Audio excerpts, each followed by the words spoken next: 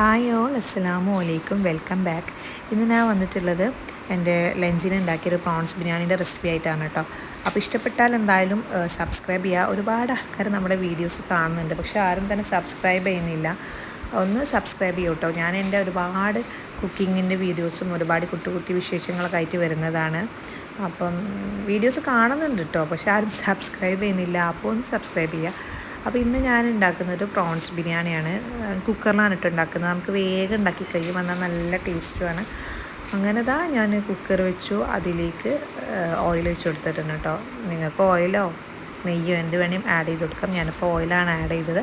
അതിലേക്ക് ക്യാരറ്റ്, ഒരു ചെറിയൊരു കഷ്ണം ക്യാരറ്റ്, ഒരു ഉള്ളി ഉണ്ടല്ലോ, വലിയ ഉള്ളി പകുതി, പിന്നെ ഏലക്ക, ഗ്രാമ്പു, പട്ട ഇതിട്ട് കൊടുക്കുക. ആവശ്യത്തിനുള്ള ഉപ്പും കൂടി ആഡ് ചെയ്തിട്ട് നന്നായിട്ടൊന്ന് മിക്സ് ചെയ്ത് കൊടുക്കാം.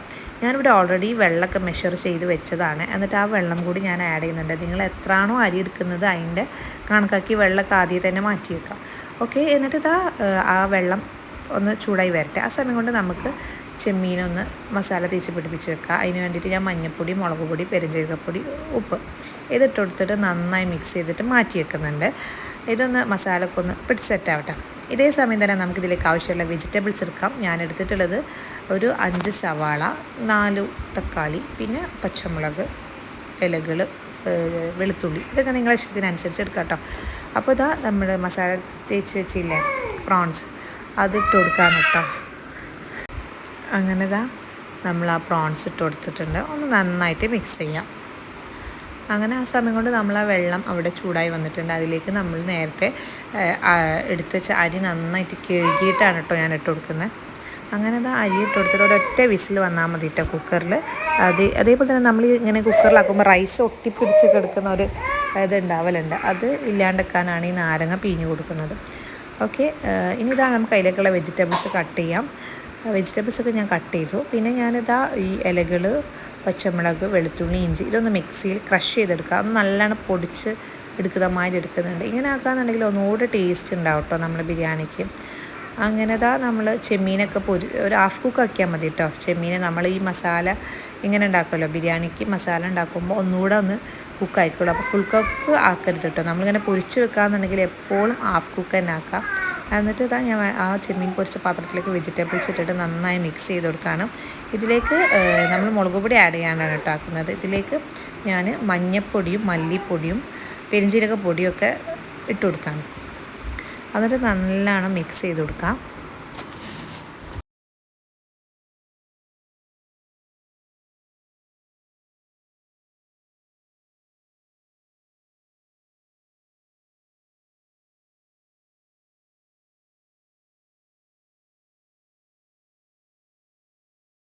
പിന്നെ ഗരം മസാല ആണ് കേട്ടോ ഇപ്പോൾ ആഡ് ചെയ്തത്. ഗരം മസാലയും കൂടി ആഡ് ചെയ്യുക. എരിവ് കുറച്ചുകൂടെ ഇഷ്ടമുള്ള ആൾക്കാരാണെങ്കിൽ പെപ്പർ പൗഡർ ആഡ് ചെയ്യാം. ഞാൻ ആഡ് ചെയ്ത് കൊടുത്തിട്ടുണ്ട്. എന്നിട്ട് നന്നായി മിക്സ് ചെയ്തിട്ട് ഒന്ന് മൂടി വെച്ച് കൊടുക്കാം. അങ്ങനെ കുറച്ച് സമയം ഞാൻ മൂടി വെച്ചതിന് ശേഷം പിന്നെ തുറന്ന് നോക്കിയപ്പം ഏകദേശം ആയി വന്നിട്ടുണ്ട് കേട്ടോ. ഇനി അതിലേക്ക് നമ്മൾ നേരത്തെ തന്നെ ക്രഷ് ചെയ്ത് വെച്ചില്ലേ ആ മിക്സിയിൽ പച്ചമുളകും ഇലകളും ഇഞ്ചിയും വെളുത്തുള്ളിയും അതിലേക്ക് ഇട്ട് കൊടുത്തിട്ട് ഒന്നുകൂടെ മിക്സ് ചെയ്ത് കൊടുക്കുക.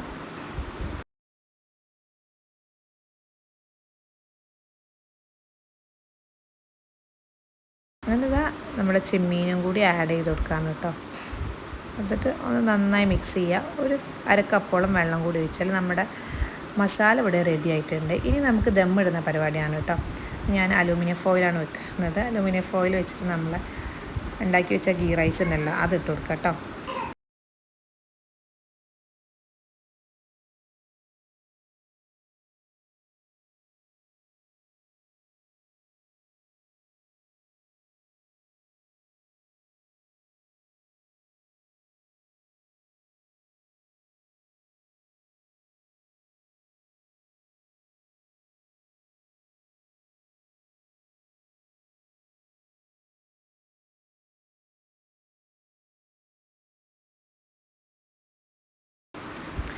ഇതിൻ്റെ മുകളിൽ കുറച്ച് ഗരം മസാലയും കുറച്ച് ഗീയും കൂടി ആഡ് ചെയ്യുക. ഗീൻ്റെ ഫ്ലേവർ ഇഷ്ടമില്ലാത്തവരാണെന്നുണ്ടെങ്കിൽ ഗീ ആഡ് ചെയ്യണമെന്നില്ല.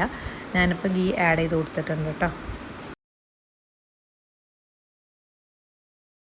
എന്നിട്ട് ഒരു 4-5 മിനിറ്റ് ഫ്ലെയിം ഒന്ന് കുറച്ച് വെച്ചിട്ട് നമുക്ക് അതവിടെ വെക്കാം. അപ്പോൾ ഞാൻ ഈ അടുത്തായിട്ടുള്ളൂ കേട്ടോ യൂട്യൂബ് ചാനൽ തുടങ്ങിയിട്ട്. അപ്പം എല്ലാവരും സബ്സ്ക്രൈബ് ചെയ്യണം. ഞാൻ എൻ്റെ വീഡിയോസും അല്ലാണ്ട് കുക്കിങ്ങിൻ്റെ വീഡിയോസൊക്കെ ആയിട്ട് വരുന്നതാണ് കേട്ടോ. അപ്പോൾ നമ്മുടെ ബിരിയാണി ഇവിടെ റെഡി ആയിട്ടുണ്ട്. നല്ല ടേസ്റ്റാണ്, എല്ലാവരും ഒന്ന് ട്രൈ ചെയ്ത് നോക്കൂ. നമുക്ക് പെട്ടെന്ന് തന്നെ ഉണ്ടാക്കാൻ പറ്റും. ഏത് ഫിഷ് ആണെങ്കിലും നമുക്ക് ഇതേ രീതിയിൽ തന്നെ ഉണ്ടാക്കാൻ പറ്റും കേട്ടോ. അപ്പോൾ ഇഷ്ടപ്പെട്ടാൽ എന്തായാലും ലൈക്ക് ചെയ്യുക, സബ്സ്ക്രൈബ് ചെയ്യുക. അപ്പോൾ ഓക്കെ, ബൈ.